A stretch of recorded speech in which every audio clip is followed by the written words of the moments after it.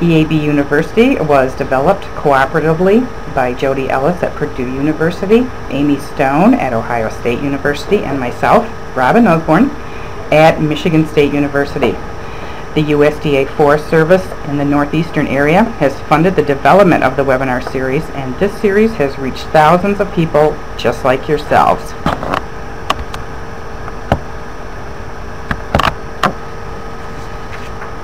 Today I will be talking about EAB Awareness Week and other related outreach efforts that have occurred in the past few years, and perhaps you will garner some ideas from these ones that are illustrated here, or you can develop some of your own. And if you'd care to share those ideas with us, we are always happy to hear about them.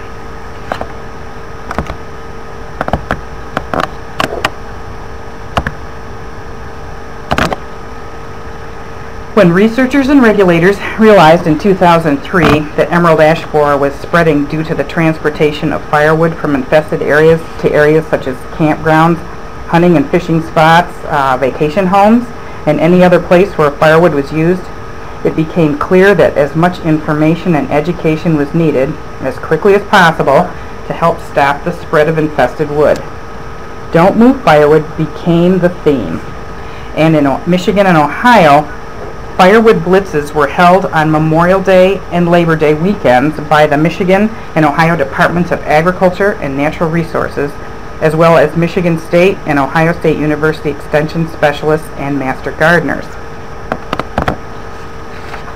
At rest stops along crucial highways in those states, state and federal regulators would conduct firewood checkpoints where motorists hauling firewood would be checked and to make sure they were not hauling wood outside of infested areas.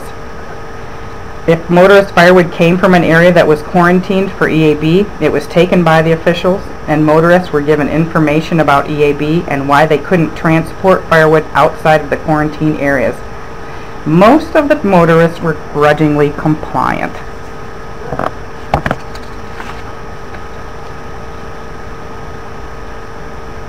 Meanwhile, personnel from the regulatory agencies, the universities, the conservation districts, and volunteers manned information areas at the rest stops during those weekends to provide information about emerald ash borer to visitors. Surveys were also taken to assess the level of knowledge they had about emerald ash borer and the quarantines. This information helped direct those of us working in outreach on how best to get the word out. As long as we told them we're not trying to sell anything, we seem to get quite a bit of cooperation. In 2004, the Emerald Ash Borer Communications Committee was able to persuade Michigan Governor Jennifer Granholm to declare the week before Memorial Day as EAB Awareness Week. In addition to the usual Memorial Day weekend firewood blitz activities, other activities were held during the week. Alright, there's supposed to be an example of the Emerald Ash Borer Awareness Week proclamation on this page, and I see it didn't show up. I'm going to be putting this on the website a little later on in case you're interested in looking at it, and you should be able to download that PDF. I'm sorry that didn't come out like it should. Alrighty. This, in Indiana, in 2005, both Indiana and Ohio joined Michigan in getting their governors to proclaim the week before Memorial Day as Emerald Ash Borer Awareness Week. And each state had activities to support awareness. The committee felt that if all three states' governors made the proclamation for the same week, it would signify the importance of not moving firewood, as well as saving a precious natural resource, which is our ash trees. Indiana held an event at Pokagon Park in Angola, complete with demonstrations by an EAB sniffing dog and a human-sized EAB who passed out various materials to old and young. And yes, that dog really can sniff out EAB, as you can see.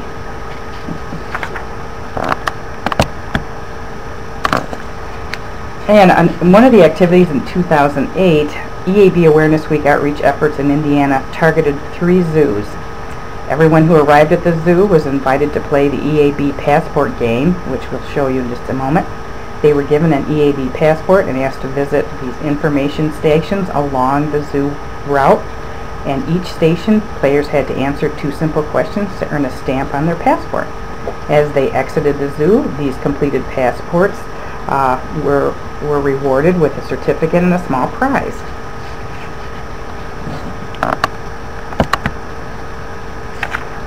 And yes, the dreaded yet smiling EAB was also on hand. Alrighty, this is an example of the passport that was created. This is like the outside.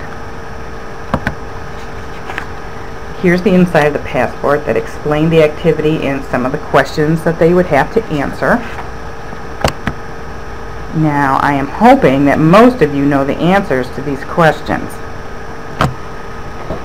Take a look at these, and I hope you can answer these.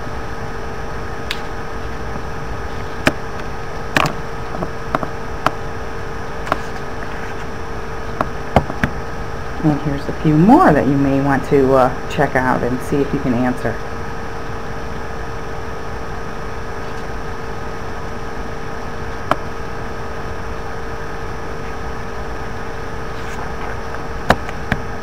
Okay. Children are often our best method of educating us adults, such as their parents. How many of us parents have accompanied our children on school outings and learned just as much as they did? Simple yet effective communication tools seem to get the message across. Here are some other outreach efforts from Indiana. They had banners at the state parks. These banners were hung at the entrance of the campgrounds and at nature centers, and fortunately they're still hanging.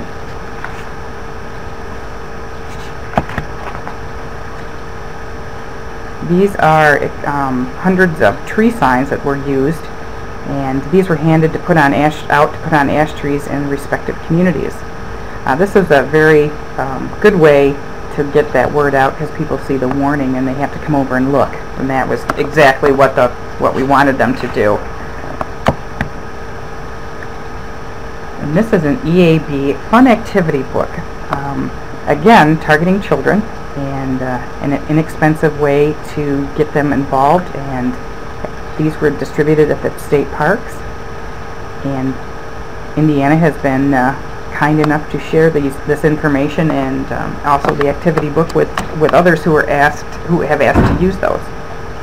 Always nice to be able to copy other states and not have to reinvent the wheel as far as awareness activities.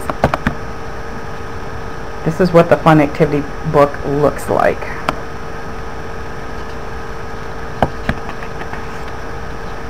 A few sample pages. These look very professional. Whoever did these must have been a very good design. This is a match game for the younger children. Again, expensive, but a little bit more expensive, but as long as they're popular and are used well. Anytime you have something that is that the color, something like that, you will have a little more expense when you try to produce those.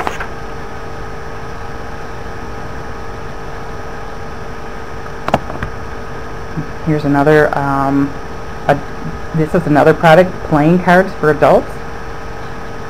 These were passed out to state park campers. I kind of wish I had a deck myself.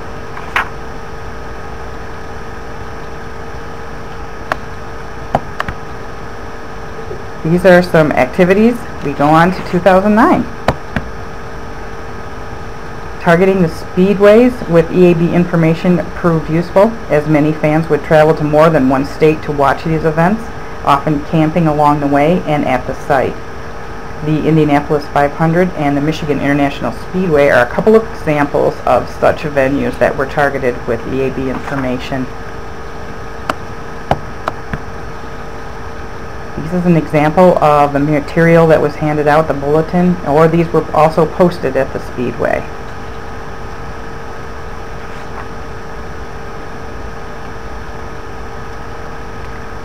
Jeff, you've asked who makes the playing cards. That was also Indiana. I think that's Purdue University, if I'm not mistaken.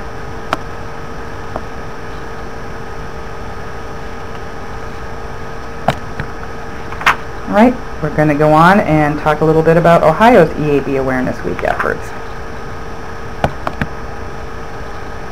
Ohio EAB Awareness activities were numerous and varied. In Ohio, we wanted people to see what was to come, so they offered several bus, van, and even car van trips to Michigan to see the devastation and other activities that were going on in Michigan.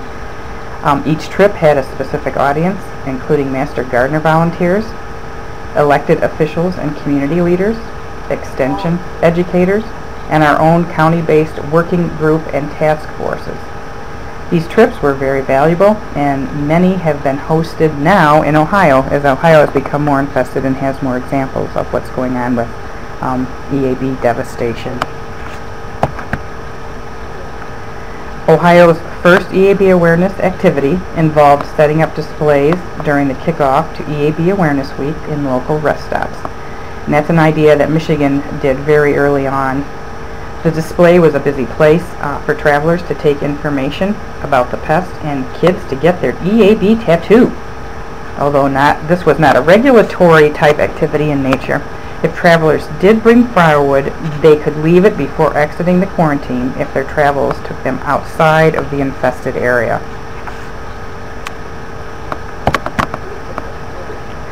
And every year, the Toledo Zoo has a plant sale that just so happens to be the kickoff of EAB Awareness Week.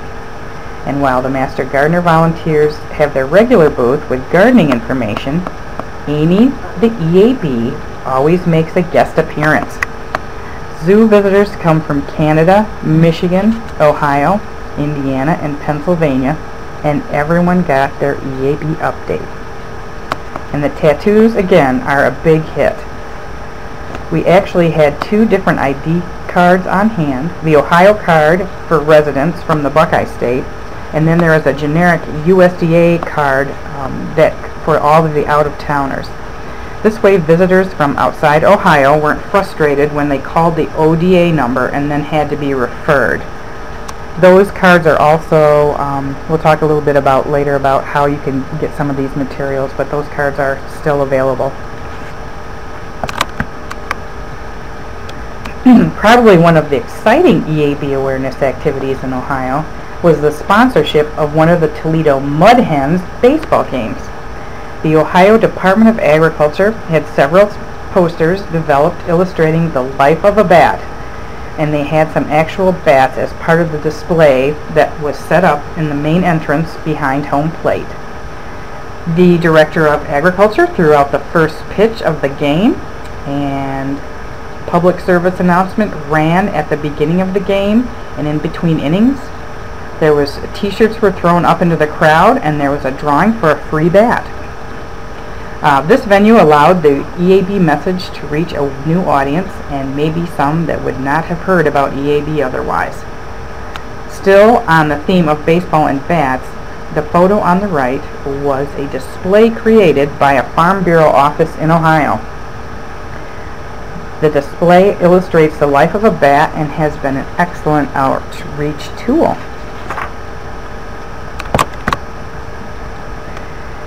These signs were hung at local hardware stores in northwestern Ohio during EAB Awareness Week, and again they were trying to reach another audience and communicating the impact EAB would have. The signs were placed with the tool handles in the cabinetry area, the flooring portion of the store, and building supplies area, and the nursery area, and of course the tool department, where some of the handles were made of ash.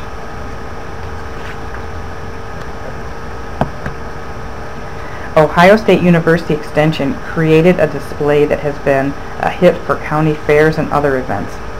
Often, wherever the display is, Amy, the EAB, is also available to greet the crowds too. I hear she works for ice cream.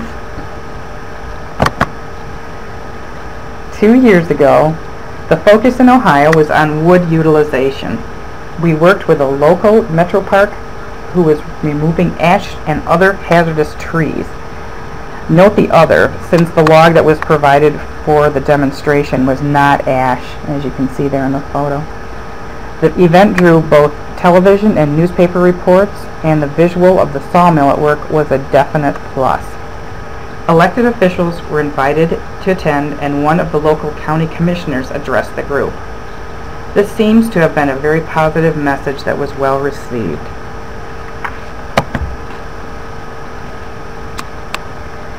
The Ohio Department of Agriculture built a large display that was used in multiple venues, including the Ohio State Fair, Farm Science Review, and in the main lobby of their offices in Reynoldsburg, Ohio. The display includes things made of ash and continued to promote the "Don't Move Firewood" message. There were also ash trees as part of the display to assist visitors in learning how to identify an ash tree. Although it is no small job to move this display, it is eye-catching, and it's been a great tool to talk about EAB and its impact on the ash in Ohio and in North America.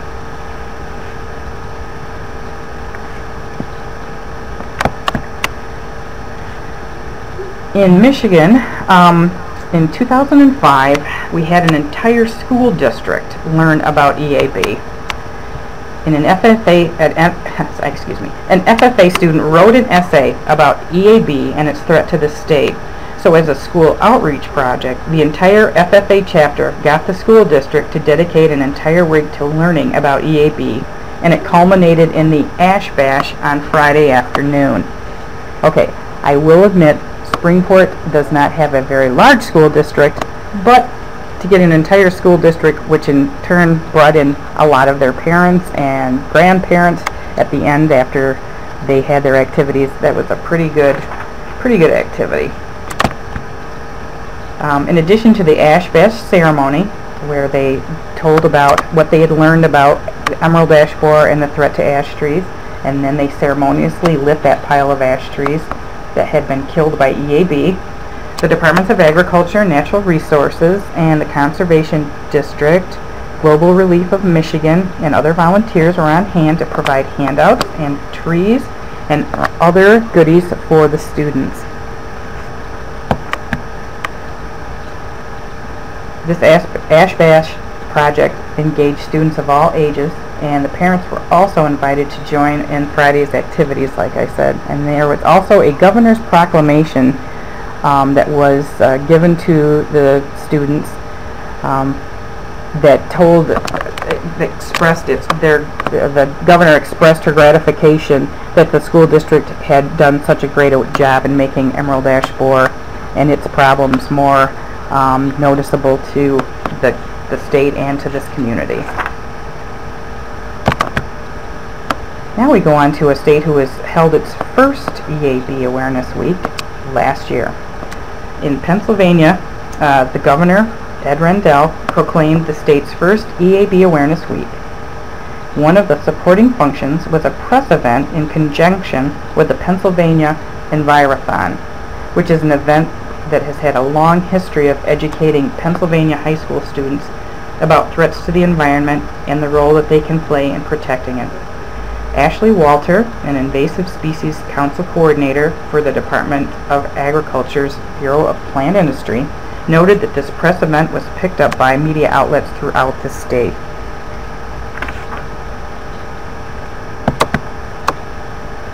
In addition to the press event, which included a reading of the proclamation, a press release announcing the signing of the governor's proclamation and the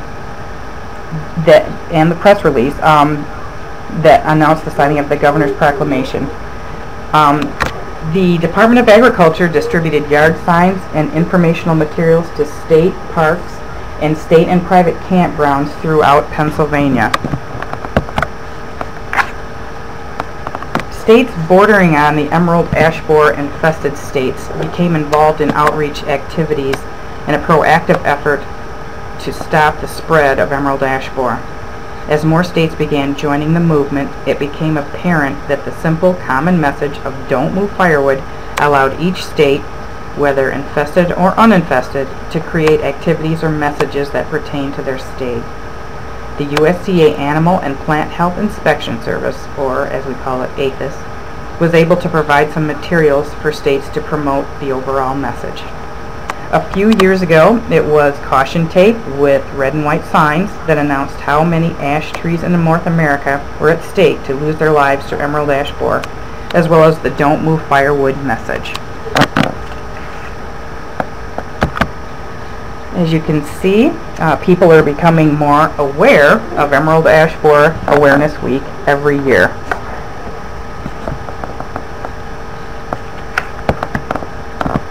And as far as this year, at this time, we have 9 states that have governor's proclamations stating that the week of May 24th, 2010 is now EAB Awareness Week.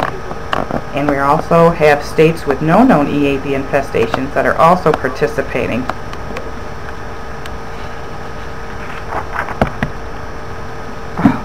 I am sorry. I will post these yard signs and t-shirts. I'm not sure what happened here. This year, the USDA has provided yard signs and t-shirts to the states to use as part of their EAB Awareness Week outreach efforts.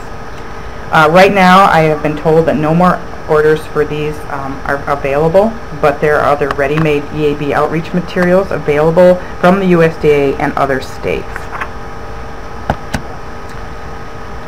This is we have materials such as brochures, handouts, bulletins, EAB tattoos, bumper magnets, and other resources that are available. And here are a few of the sites that you could check out as far as finding some materials or getting some ideas.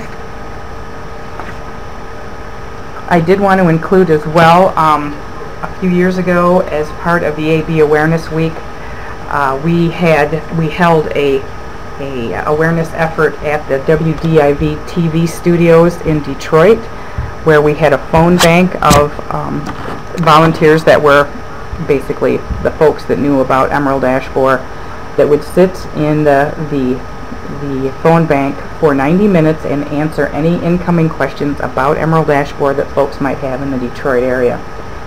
When we first started this, we asked the producer of the show, how many folks do you usually get calling in this? And she told us, well, last week we had some state police guys in here and they only had 10 calls.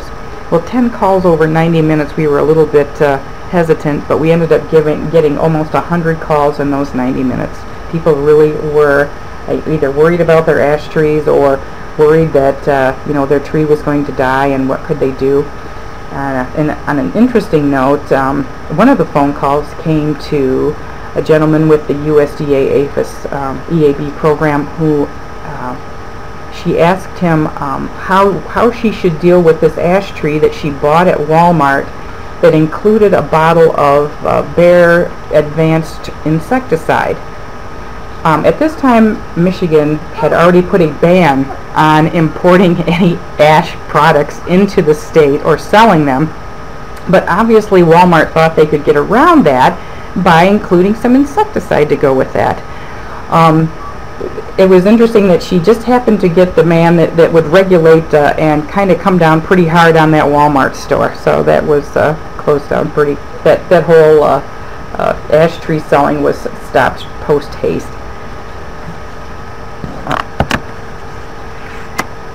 Now, please feel free to contact any one of us with questions, suggestions, or any other inquiries. And I just wanted to let you know, I appreciate everyone joining me in this Emerald Ash Borer Awareness Week update. And the next EAB University webinar will be held on April 22nd at 7 p.m. Eastern Standard Time, 6 p.m. Central Time, and that will focus on EAB information for homeowners.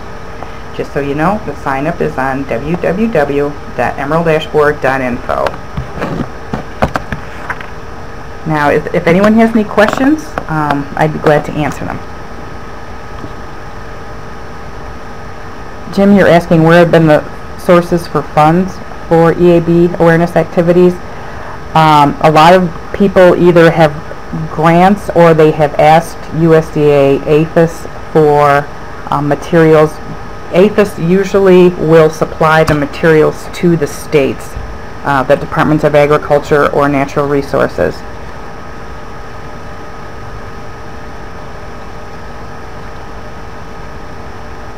Now, Jody, they're asking about the playing cards. Was there any facts about EAB on those, or just the logo?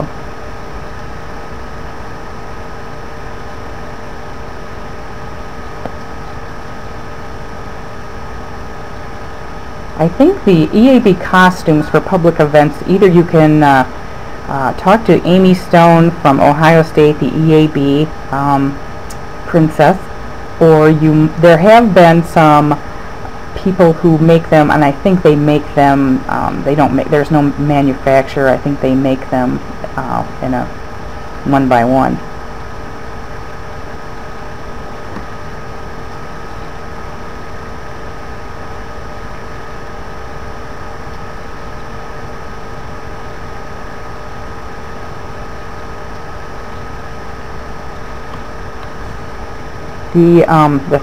The photo that you're looking at there that has the Don't Move Firewood t-shirts, that was a cooperative effort between the Michigan Department of Agriculture, the Southeast Michigan Resource and Conservation Development Council, and the conservation districts at Cabela's, which is in southern part of Michigan, and it's a big hunting and fishing and sporting goods store. So we hit a lot of people with that.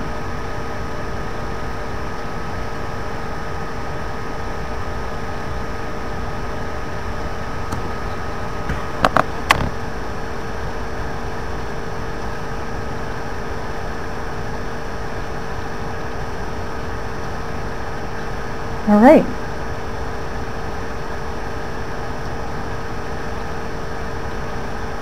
Tyler, your question about these signs and attractions as being a deterrent. You know, I wish we could know that better. There have been, in fact, a lot of times people have ended up kind of policing their own areas. They don't want to see people bringing in infested firewood. But as far as a survey or anything like that, we don't have one at that point. I don't know. I have to say that when we did the survey at the rest area in Clare, Michigan, which is an area kind of in midpoint between the Upper Peninsula of Michigan and the Lower Peninsula, by the second year that we had started these activities, most people, especially in the quarantined areas, knew exactly what emerald ash borer was. They knew that they had it in their area, and they knew they weren't supposed to be moving firewood. Other counties were doing quite a good job as far as getting that information out as well. That was due a lot in part to the Extension Service and Master Gardener efforts.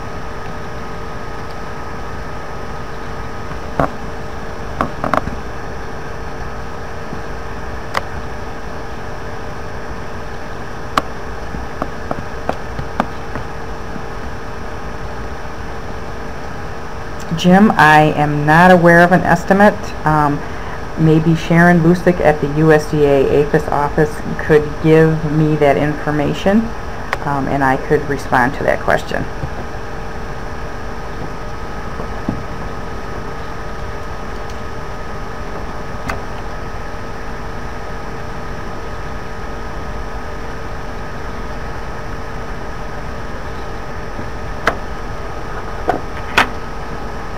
Anyone else? Any more questions? We can get this wrapped up.